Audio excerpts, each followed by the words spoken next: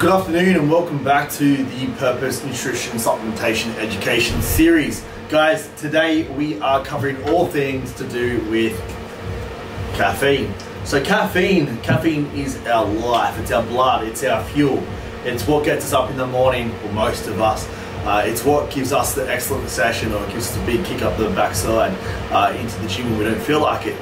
Caffeine is becoming more of an understood, I guess you could say, drug or supplementation in the industry now, with further evidence and education coming out, with scientific studies proving the science behind the use of caffeine in our athletic performance and for general health and cognitive function as well. Now, in this educational series, I'm just going to give you guys a very quick overview about caffeine, how you can apply it, and some signs and symptoms to be careful of when addressing or utilizing a caffeine matrix blend or caffeine on its own in some form of caffeine, coffee, or a caffeine anhydrous pill, etc. Now, caffeine's life for me. I love my coffee, I love my pre-workouts, and as busy bees, we rely on caffeine to help fuel our energy production stores, which is what it's primarily for. However, you'll find pre-workouts as your main source of caffeine when it comes to a formulated supplement sports food, which is what we are about here. So pre-workouts and the use of caffeine within the pre-workouts are used as an ergogenic effect, or yielder is what we call it. So what it pretty much means in that scientific form is that it will yield the body's fatigue mechanism. So you'll pretty much prolong your exercise, its duration. It will prevent fatigue kicking in quicker. It will also help with when it's stacked in with other ingredients in your pre-workout to prevent the buildup of lactic acid. But the primary effect of the caffeine is simply to give us energy, increase our aerobic capacity. Most pre-workouts are stacked with creatine, which studies show that creatine and caffeine combined together are super effective for enhancing our strength, our speed, and our power, as well as our endurance throughout the workout.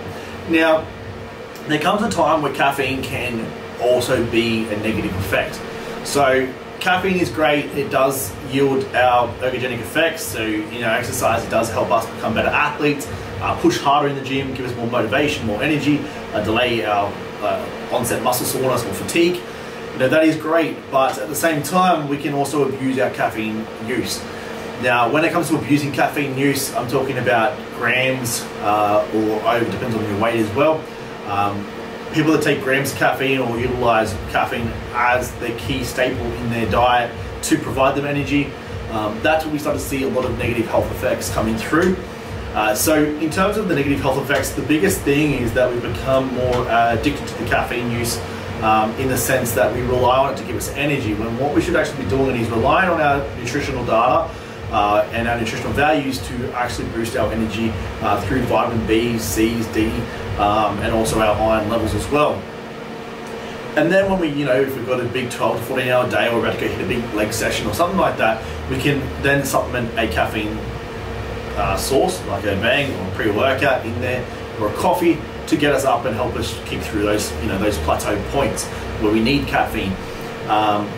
If you're like me, you'll have a coffee first thing in the morning. That's perfectly fine. If you have a caffeine later in the day, it's perfectly fine. But when we are constantly relying on the caffeine, what we generally find is that caffeine can also make it worse. Because if we're dehydrated, caffeine will make us more tired. If we are constantly relying on the caffeine to cater for the energy that the diet isn't giving us in terms of our nutritional values, then what will happen is we'll start to see initiation of high cortisol, which we touched in our last supplement education series about all things cortisol, which we don't want to do. So we don't want to be elevating our stress. Now you've got to remember that caffeine is a stimulant. Caffeine is also known as a drug, so it's a stimulating drug, which is actually approved. But the problem is, as a stimulating drug, we also will initiate cortisol as a form of a stress mechanism. It's what creates that rush in our body and gives us that fight mechanism. So that way we can go and attack our day and get up and get that adrenaline rush. That is going to be the negative side to that. It's going to be the cortisol elevation. So you're just going to keep in mind there with that. Now, when it comes to having a safe use of caffeine, no one actually knows what is safe or what is recommended. Now, what we generally like to advise is consuming about 3 to 6 milligrams per kilo of body weight. So if you're 100 kilos, you can have 300 to 600 milligrams as a healthy range to sort of work your day-to-day intake of caffeine around. So for example, if you're having a purchased coffee from a cafe or barista, they're generally going to be about 40 to 80 milligrams of caffeine per serving, depending on the size and with a double or triple shot of caffeine. So you can average 80 milligrams if you're having that first thing in the morning, and then come into a pre-workout by the night time, ready for your afternoon session or a thermogenic, whatever you use. In that, most pre-workouts are going to be between 200 to 400 milligrams. So already you're right there in your safe range. So if you have a 400 milligram, which is what we classify as a high stimulated pre-workout, you'll still be executing about 480 milligrams of caffeine for your day, which will still put you in your safe range of 300 to 400 milligrams, 600 milligrams of caffeine, given your body weight is 100 kilos. Now that's where it's super important that you guys look at your weight, calculate 3 to 6, and that way you guys will have a nice safe guide of where you should place yourselves in terms of the daily intake of caffeine milligrammage. Now, another side to the caffeine, guys. Do you want to stop that? I've had a complete mind blank. You can just carry on going. I don't even know where I was going. Oh, yes. Yes, I did. Because my timer stopped out and I fucking threw my brain. That's right. I'll just edit, chop bits out and make it sound like it flies. Yeah. So guys, as well with caffeine and our safe dosages, there comes a point where sometimes caffeine isn't for everyone. So when I talk about caffeine, guys, what we want to look at is we've got fast metabolizers of caffeine, we've got slow metabolizers of caffeine. Now, fast and slow will determine whether caffeine is going to be beneficial for you. So fast metabolizers of caffeine will be highly efficient on the caffeine use. So they can generally steer towards that 600 milligrams of a 100 kilo person. So the upper limit of their intake of caffeine, and they'll actually benefit from that further. We have the slow metabolizers of the caffeine, which will actually find that they become more lethargic, more tired, or burn out even quicker because they just can't stomach or digest the caffeine effectively. We see this more so in endurance athletes, whether they're slow or fast metabolizers, but I'm sure that you guys watching here, if you guys have too much caffeine and you might not necessarily exceed your upper limit or even go near it, and you feel more sluggish than you did, there's a few issues that could actually go on to that. But if it's a constant reoccurrence and you're well hydrated and you've got a good diet and so forth, you could find that you might be a slow metabolizer of caffeine.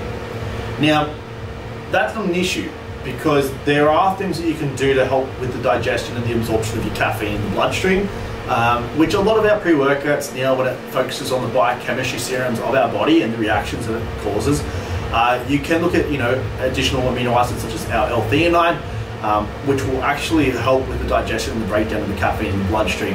And it has studies to show that it is very effective for that. So there's a few things you can work around, but if you are a slow metabolizer of caffeine and you constantly are feeling worse when you take caffeine, you might simply want to opt for more of a nootropic side. So nootropic is more of a brain stimulator. So you've got compounds such as your choline bitrates, your L-tyrosine, your lion's mane, which is simply a mushroom blend. So there's a lot of nootropics out there that you can actually have available to you that won't initiate the caffeine-like symptoms, but would rather create more alertness and focus within your cognitive function. So you do have options around you if you are a slow metabolizer, but if you know that you are a fast metabolizer, some people just don't know. But if you're constantly regulating your body and you're always using caffeine, you'll generally find you pick up exactly what you are, whether you find that you work better off caffeine or you don't. And that's how you'll know whether you're a fast or a slow metabolizer of caffeine.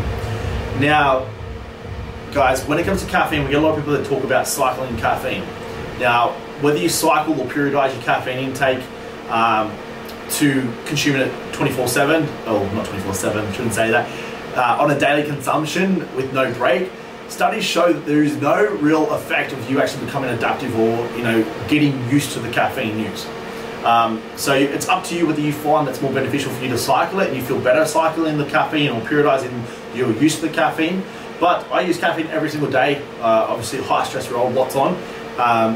And I can tell you the difference that it doesn't really make a big difference, but everyone is different. So I advise trying it, see what works best for you, but there's no chance that you can become, I guess you could say, used to the caffeine. So just trial and error and see how you go. It's always best to test it on your own behalf. Don't always take my advice because everyone is different, everyone relates differently to it. But that is just a quick little breakdown exactly for your caffeine use. Good luck guys, and let me know how you go with all your caffeine uses.